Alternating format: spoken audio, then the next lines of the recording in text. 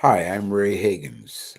I want to take this time to extend to you an invitation to join us on Sunday to, tomorrow, which is March 26th at 12 noon Eastern Standard Time for our Sunday online Njia Fellowship.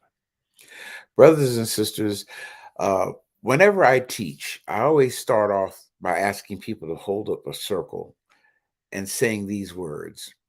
The space inside this circle represents my realm of knowledge.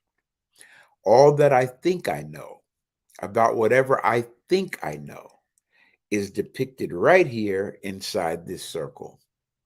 I must keep in mind that there is more to know than what is within the circumference of my awareness.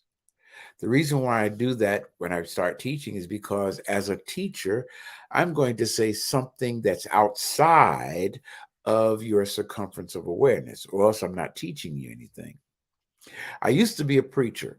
I'm not a preacher, not anymore. Preachers proclaim, teachers explain. Okay. So I don't preach, I teach.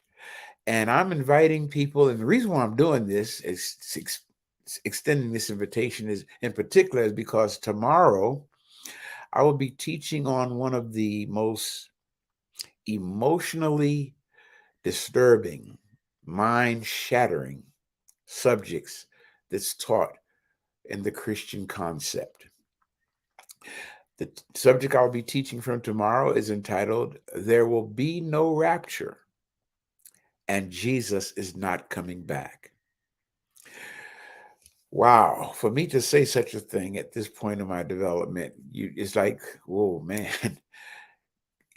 I never would think I never would have thought I'd say something like that. But as I learned more. And there's a difference between believing and knowing.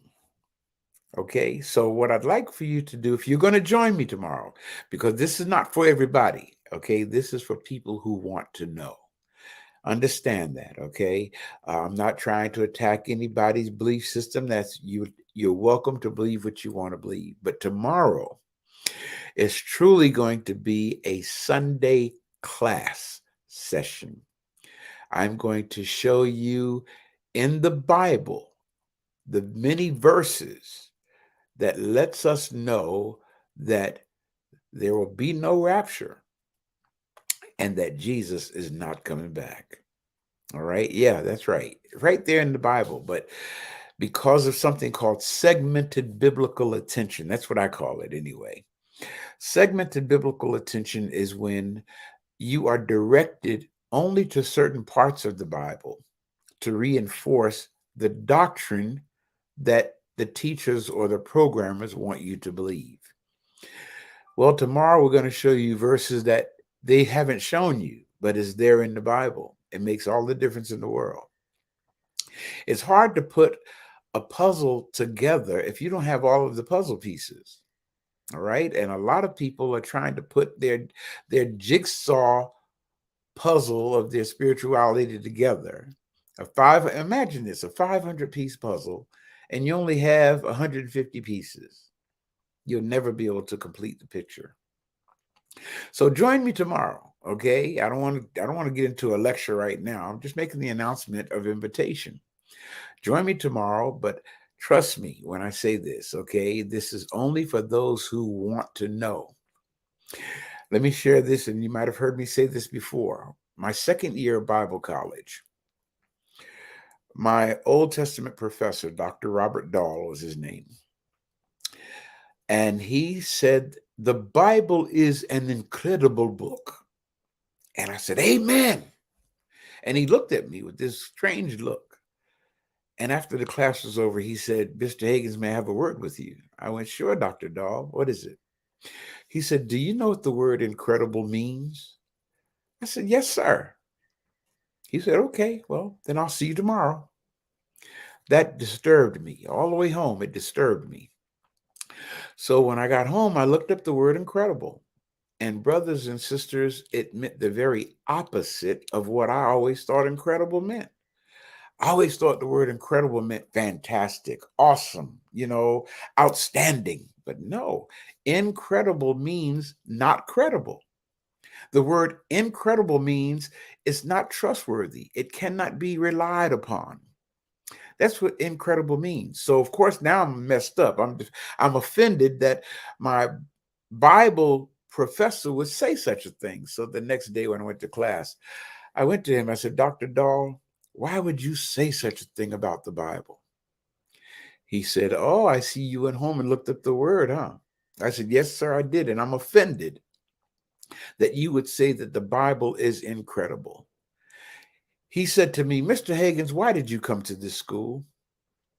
I said, to learn, sir. He said, do you really want to learn? And I said, wow, just remembering that moment, it's still mind-boggling to me, when he said, do you really want to learn?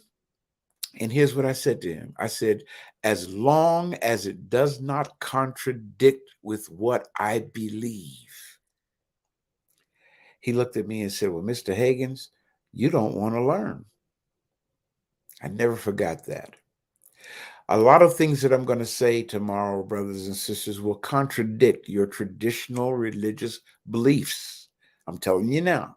Okay. So if you're not prepared to learn, I advise you not to listen. Do not watch.